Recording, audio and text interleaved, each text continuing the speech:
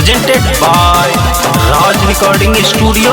गड़ौरा बाजार। असले के आइलिया तोहर दुआर तनिया करो पे कृपा बना दी होए माई ज्योतिया के इच्छा पूरा दी हो मुस्कान के इच्छा पूरा दी हो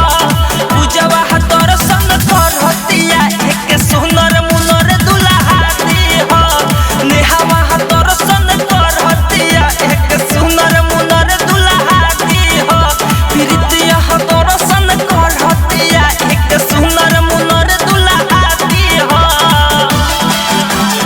पूजवा दर्शन करतिया एक सुंदर मुनर दुल्हा दी हो। बोला बोला खाने वाली माई की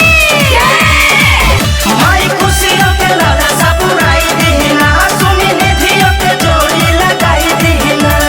भूखल बिया नवरात्रि मैया ये हो जिंदगी सजा दी हो माई जुलिया के किस्मत बना दी हो सुनो सोनिया के जोड़ी लगा दी हो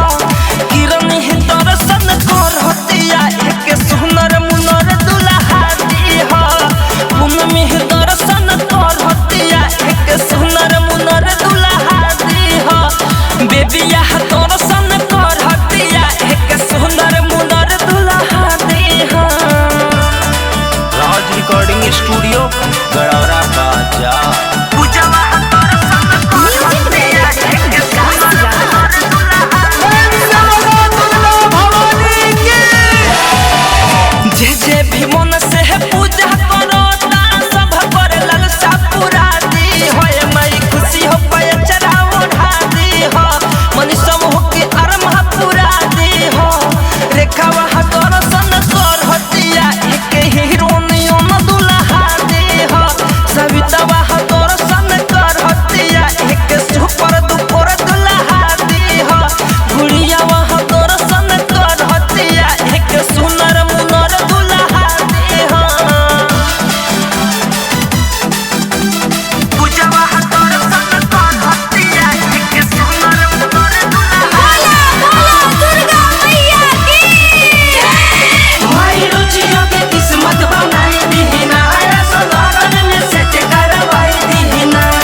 हर श्री देश के है गाना है माई ये हो लोगों में जम के बजा दी हो लेकिन ससियों पर नजरी घुमा दी हो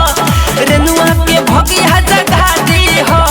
सुमनी है दर्शन करतिया एक सुंदर मुनर दुल्हा दी हो